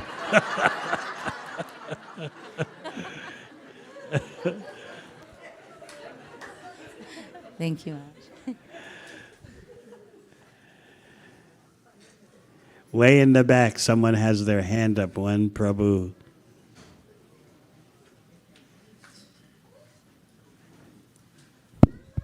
Hare Krishna Maharaj, thank you for the wonderful class. Thank you for being here. Maharaj, you rightly mentioned about aspiring, don't aspire, first deserve. Now, that is lifetimes of work to really make oneself deserving. At the same time, sometimes when we go to yatras or when we read books, we, at least I can talk for myself, like to go to Barsana, dwell into some of the Leelas, to whatever extent I can understand with my mundane level. So, what should a neophyte do when such things, I relish hearing the Leelas to whatever level I can understand. I relish going to the dhams, especially Barsana and the holy places in Raja. At the same time, I agree that the level is maybe lifetimes away. So, what do we do? Hopefully, you're in good association. You say you're on yatras, so you're associating with senior Vaishnavas, and in that way, you're protected, rather than wandering around on your own. Srila Prabhupada, in the case of that Sanskritist, was objecting. Here you are 2 years into Krishna consciousness, and you think you can go off to Radhakund on your own and live there with the Babajis? But if you're going with senior Vaishnavas and hearing from them, that's the best way. So Srila Prabhupada was not objecting to Radhakund. He was pointing out, you didn't go there. You went to some material equivalent. You have no qualification. So that's why Prabhupada practically spat the words out. How was Radhakund? He's referring to the imaginary Radhakund that this person went to. So if you're going to Braj, going on one of like Radhanath Maharaj's yatras or Indradyumna Maharaj's pilgrimages or Vaisesika Prabhu's tours, then you're situated in the best way. Have no fear. Yeah. Take it all in.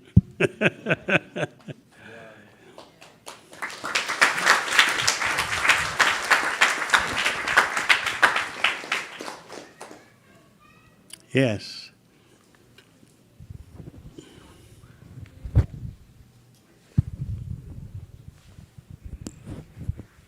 Hare Krishna Maharaj, thank you for its I'm just sitting on my edge of the seat by hearing your class and so many wonderful realization. One thing you touched upon, like traditional and non-traditional audience, and like sharing this knowledge with non-traditional audience, and especially cultivating them, it seems like a very, very difficult task. And I tried, but so could you please share some inspiration or how we can do that? It can be done by you. You have to be patient.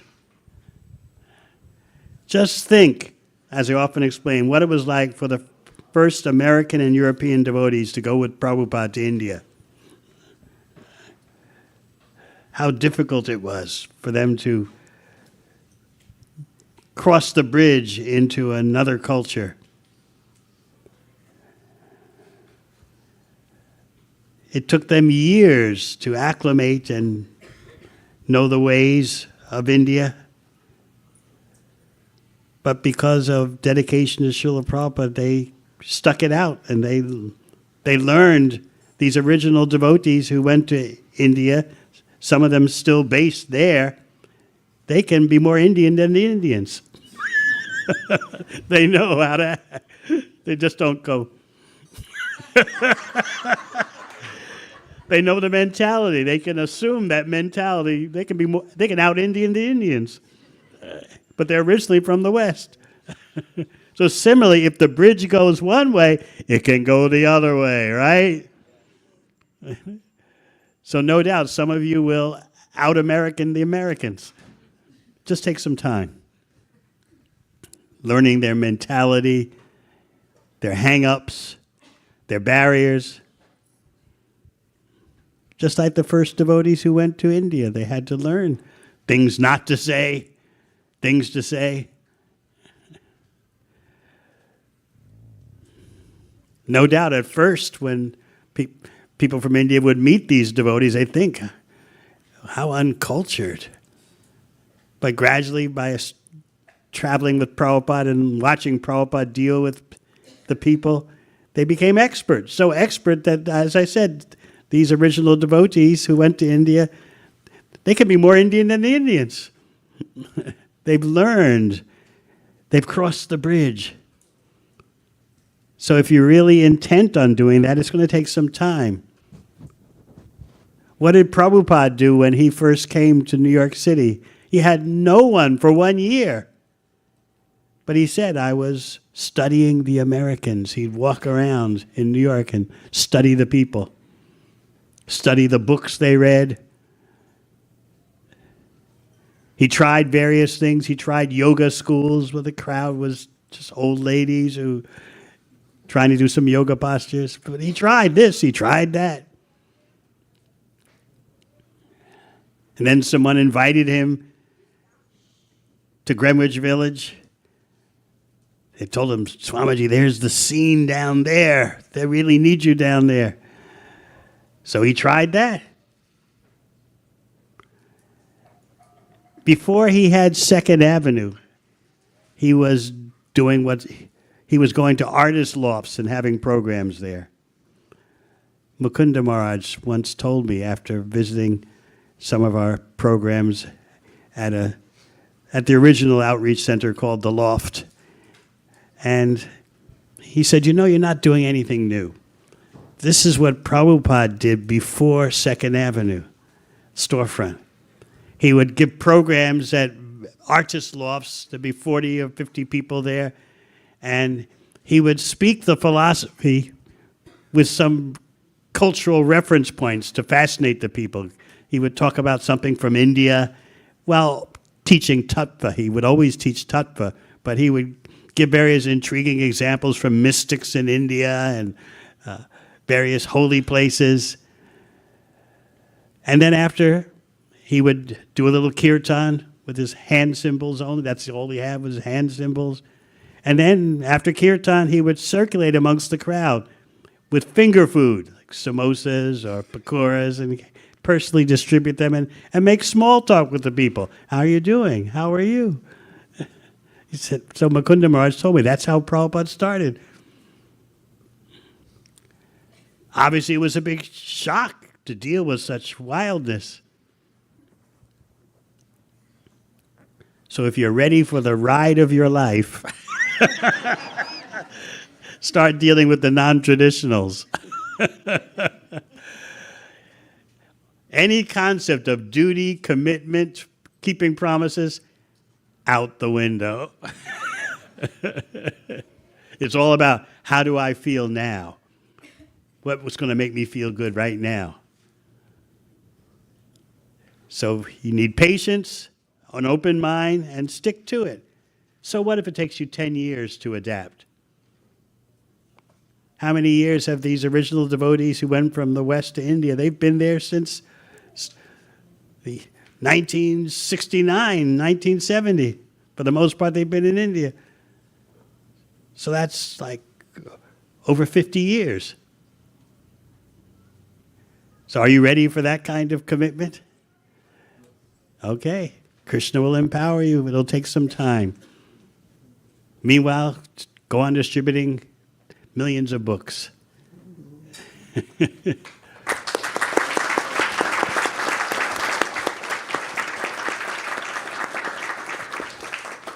What would you do if you had first met me on the streets? You'd probably been totally bewildered. Manhattan enjoyer, Ivy League peacock.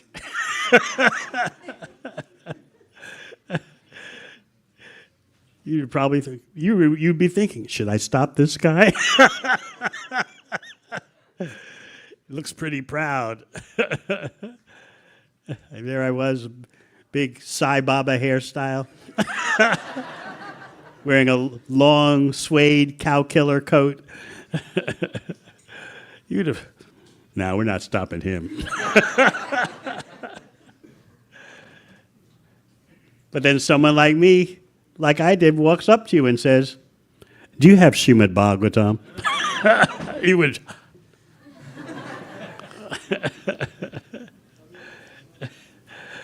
So be patient and be diligent. You're following Lord Chaitanya's order. Wherever you go, whomever you meet, teach the science of Krishna. Anything else? Yes. Hare Krishna Maharaj. Thank you so much. As Maharaj was mentioning, every word you spoke was perfectly composed, entered into our heart. And I was feeling the only good benefit of having a hard heart, stone-like heart, is every word you said is etched very nicely. Hopefully we'll remember for many more years to come. Thank you very much. And I was feeling this is the return gift of Srimati Radharani on her birthday, your presence. So we are very grateful for you, for being here. Maharaj, one question. You were mentioning earlier that you did book distribution for 2 years. I'm sure very successful, but it's austere. Many times when we pick up services, we would like to do something that we are good at, something that gives us some immediate pleasure. How can we transcend from this level to a state where we are doing service for the pleasure of Vaishnavas? How can we transcend from a state, from our current state to that state? To be honest, my motivation back then, during those 2 years, and actually continued my book distribution after Prabhupada's disappearance, when the BBT wasn't on its marathon schedule. I distributed books behind the Iron Curtain for 8 years, organizing underground book distribution. So it was just a different form of Sankirtan. But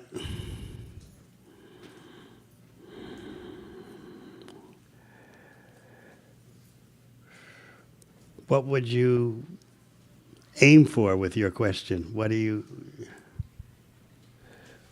I'm trying to understand how I can become more selfless in my endeavor to serve. So I was going to confess to you that those days of doing street Sankirtan, I had two conflicting emotions. I hated it, but I was determined to love it. So that was the emotional reality.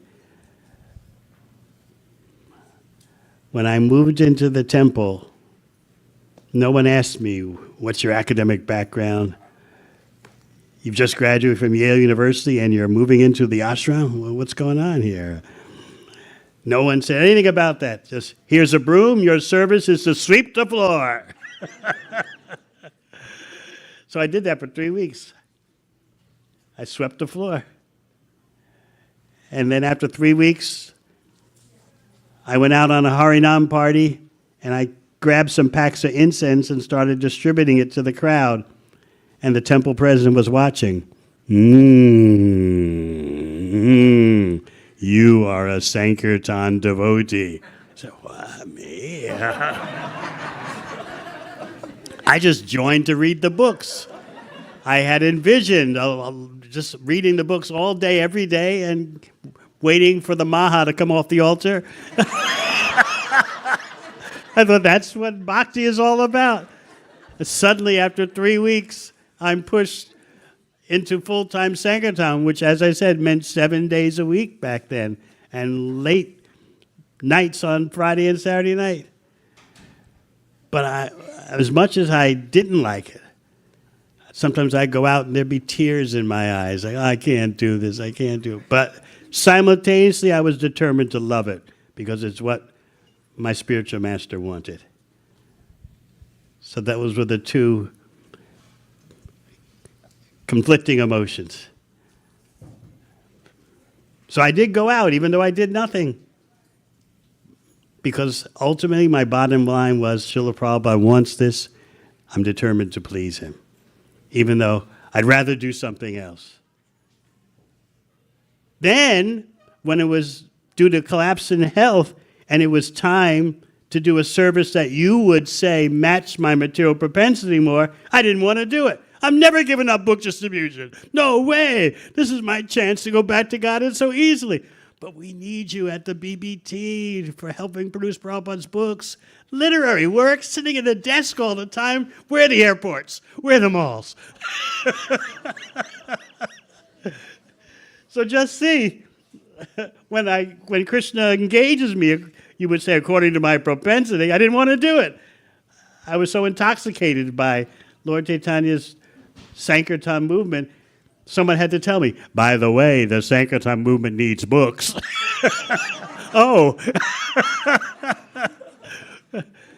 And then Prabhupada came to Los Angeles and made his famous lecture, Where is book? Where is book? Where is book? So I always like to give this example when devotees bring up about their propensity. From the very beginning, I was doing what was not my propensity, and then when it's time to act according to my propensity, I didn't want to do it. I had a taste of the Sankirtan nectar. I forgot all about what my propensity is other than distribute Lord Chaitanya's mercy. So I had to be convinced. By the way, the Sankirtan devotees need Prabhupada's books to be published. Oh, I forgot about that.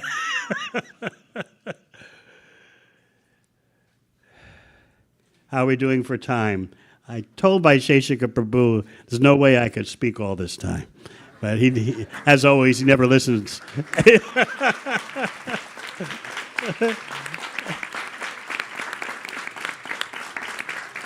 He never listens when I say, how can, look, they had this from 8 a.m. till 10:30. It's impossible. He just diplomatically ignored me.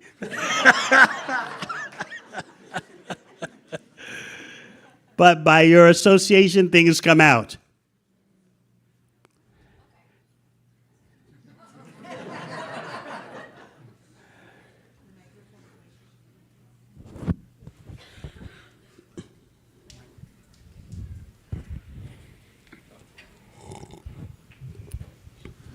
Maharaj, at 10:45, we'll have an abhishek. They're already starting to set up for it. So we're here for a few more minutes. And I again wanted to appreciate how you tuned this class. Of course, you mentioned to me that that was your intention of coming here. Recently, we have a new member of our team, the marketing team, named Ranchor Das Prabhu, who's really expert at statistics. And he's been measuring, using AI tools, the result of advocacy and the increase of book distribution. That is, he's counting the number of times that leaders mention it. And he can show causality in the increases or the opposite. So we're also looking around the world at the ways that the geographical areas that have excelled in outreach and book distribution especially had their, and still have, their advocates. So we're appreciating your advocacy because that's what we live for. When we find leaders who have been with Prabhupada and have the realization themselves from executing the order to distribute books and have heard directly from Prabhupada and have read Prabhupada's books and so forth, who just say, it's a good idea, please do it, then that's what stimulates us to do it, to keep doing it. And I've heard also in other venues that it's important to renew one's sense of mission regularly, as although one may be on a track, it's easy enough to go off track. People have lots of other suggestions and ideas, and as I mentioned before, time can easily take us off course. Have you noticed that have you noticed that phenomena that where there are leaders who are advocating for book distribution, that it's become more prolific in those areas? Definitely.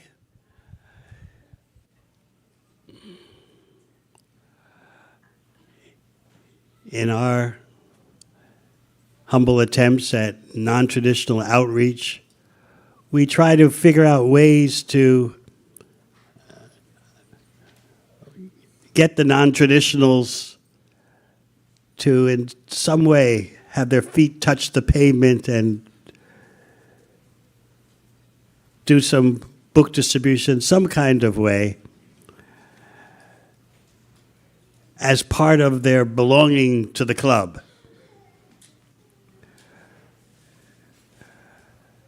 If you want to join this club, there's certain things we do, certain cool things that we do. In this club, you start off by getting a set. And then once you have a set, you start thinking of participating in a little bit of book distribution. That's part of being a member of the club.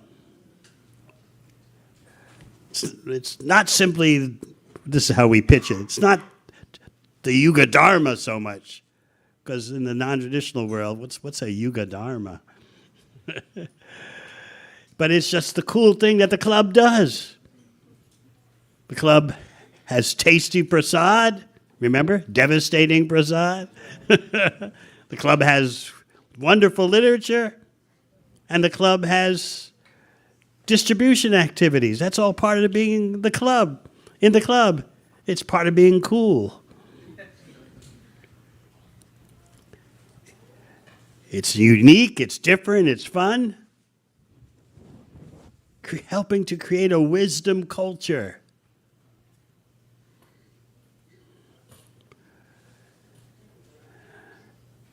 So we found that by introducing book distribution from the very beginning,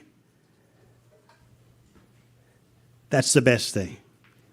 Very tactfully, gently introduce it from the very beginning. Before such persons hear from others that you don't have to do that. Give them a taste first, and that will immunize them.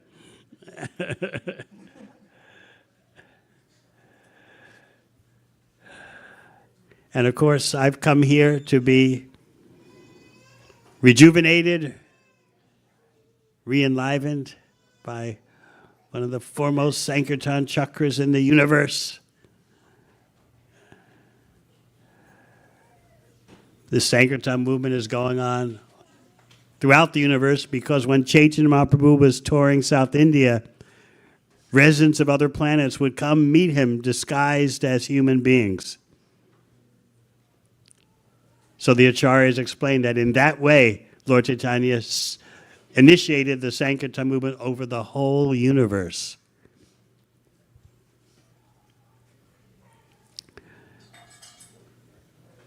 So whatever chance we get to advocate, as Vaisesika Prabhu said, we take it as great mercy. And the fact that your yatra exists lets everyone know it is possible. And this is why the Sandesh is there. It's so concentrated, so intense, because of that central focus. So the more you increase that focus, the more delight you'll drown in. And you're doing everyone else a favor also by holding the banner high. So again, it's my great honor to come here and be with you all. So certainly don't stop what you're doing. In fact, you're not stopping, you're going on increasing. How is this going on? Maybe some of you start wondering, what's happening here? Those of us who participated in Prabhupada's Caitanya Charitamrita Marathon, 50 years later, we still can't figure out, how did this happen? I've explained before, Prabhupada made an impossible request, a request equivalent to saying to you all, in 2 months, we want a brand new temple across the street from here, totally decorated, totally finished, inside and outside. Do it. What would you say?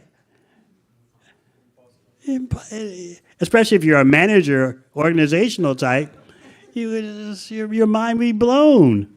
And that's exactly what happened to Prabhupada's leaders. They couldn't compute this. You couldn't say it, though. This makes no sense, Prabhupada.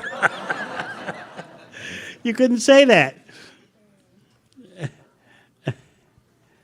Especially when Prabhupada dug his feet in, so to speak, into the sand on the beach where he's walking and planted his cane and said, if you don't do this, you're all rascals. Which, as you know, in the In the Indian world, that's a very heavy thing to say. In the Wild West, it's not considered such a heavy thing to say. Back, it's considered like parents call their children, "You little rascal." But in India, it's the strongest thing to say. Prabhupada said it in such a way that if you don't do this, I cut you off. So some kind of special energy descended, which looking back, we can't figure out how it happened, how such a request was fulfilled. What was this energy that descended? But you all are generating that same kind of inconceivable energy. And every year you're increasing. When you start to think about it, how's this going on? Haven't we already peaked out a long time ago? Didn't we max out back in San Jose?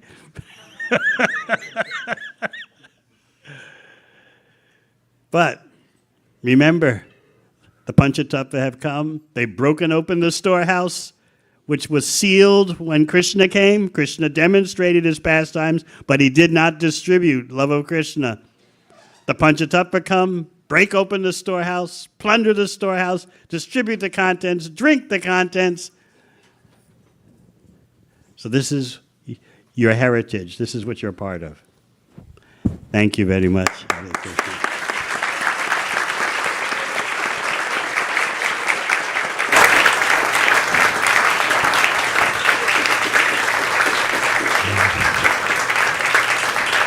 Dear Srila Prabhupada, dear Srimati Radharani, Shri Radha Madan Mohan, if you so desire, please bless us with the association of His Holiness Devamrita Swami again and again, so we can stay fixed in our service at your lotus feet. Thank you very much for considering our request. Om Tat Sat.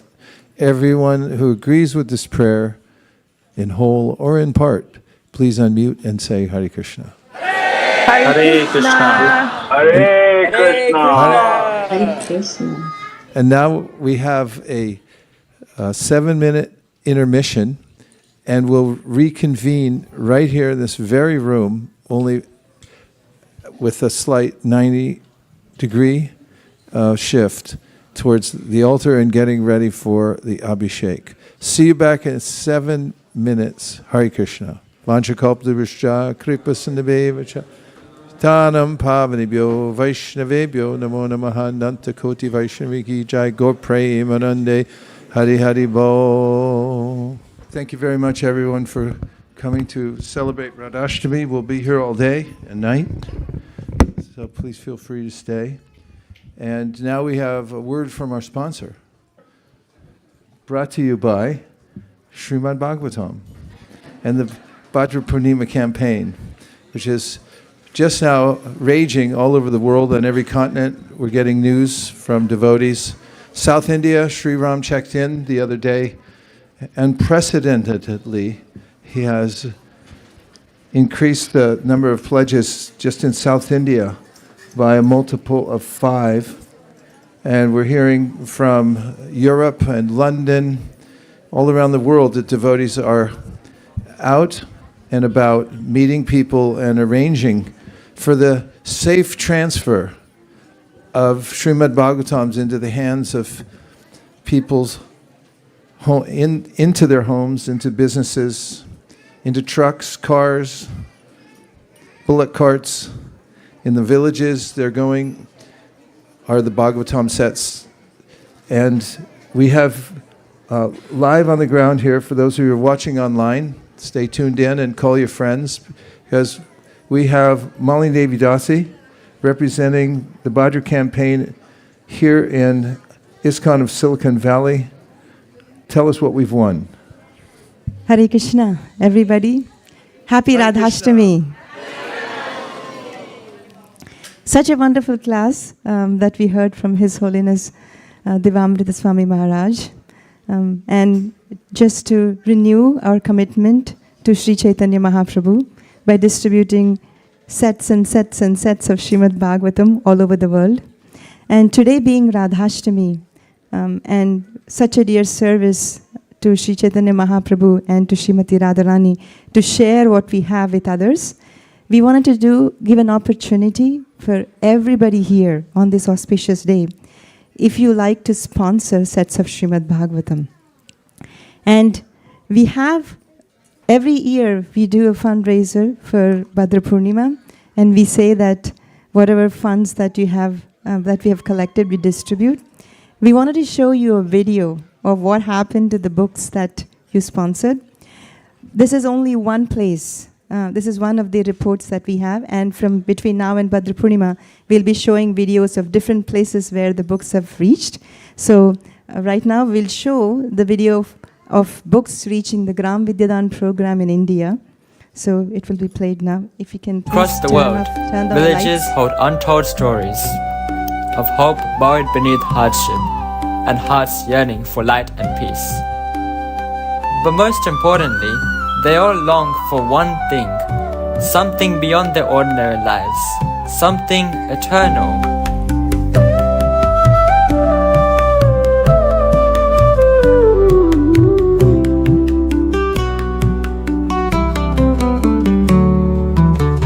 Last year you brought the Srimad Bhagavatam to these homes, a timeless gift of wisdom that sparked a quiet revolution.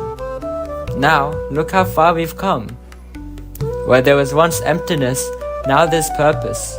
Where dreams faded, now Krishna's stories bring hope. The Srimad Bhagavatam is mending hearts, lifting spirits, and saving villages, one soul at a time. This isn't just about books, it's about love, about saving villages from losing their culture, and devotees like you are the heartbeat of this mission. And somehow or other, we push on some literature in his hand, he is becoming fortunate. He would have squandered his hard-earned money in so many nasty, sinful ways, and if he purchases one book, never mind what is the price, his money is properly utilized. The beginning of Krishna consciousness is there because he is giving some money, hard-earned money. For this Krishna consciousness movement, he is getting some spiritual profit. He is not losing, he is getting some spiritual profit. Therefore, our business is somehow or other bring everyone in this Krishna consciousness movement, he will be profited. But countless villages still await. After Bhadra Purnima, we'll offer these efforts in a grand yagna in Sri Dham Mayapur. Sponsor a set of Srimad Bhagavatam through Gram Vidyadan or get one for yourself. Together, we can save more villages and bring more souls to the original Krishna consciousness.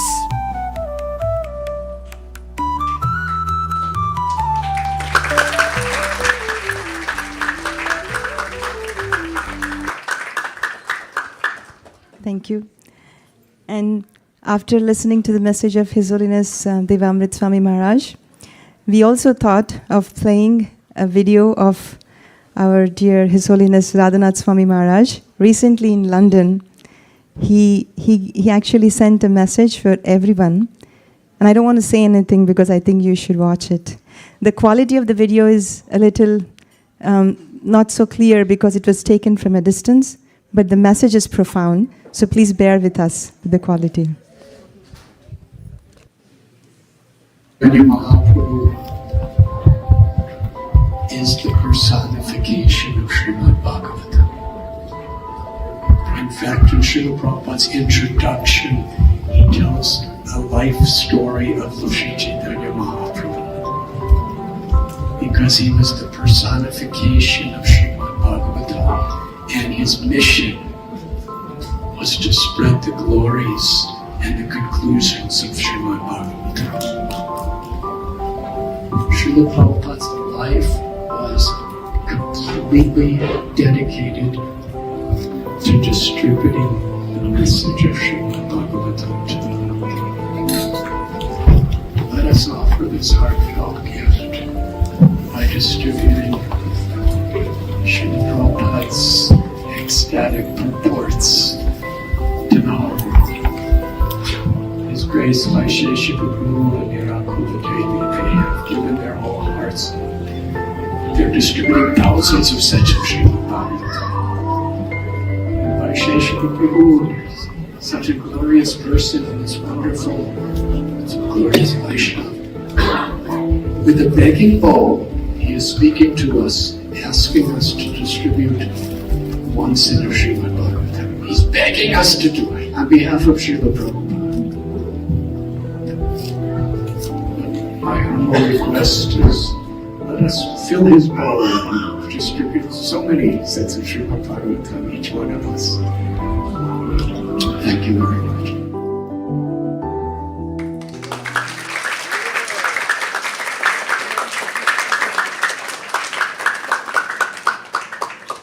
So we have an opportunity to fill the bowl here at ISV. If you'd like to sponsor a set of Srimad Bhagavatam, we'll be very grateful.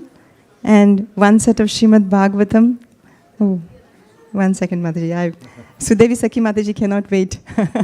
Let me finish the announcement. One set of Srimad Bhagavatam is $250 if you want to sponsor for USA. And anywhere outside of USA is $200. We can sponsor one, multiple, 10, 20, 100, 1,000. We just need about 1,000 sets more. So please feel free to jump in. And we have a short window. So if you'd like to participate, you can raise your hand.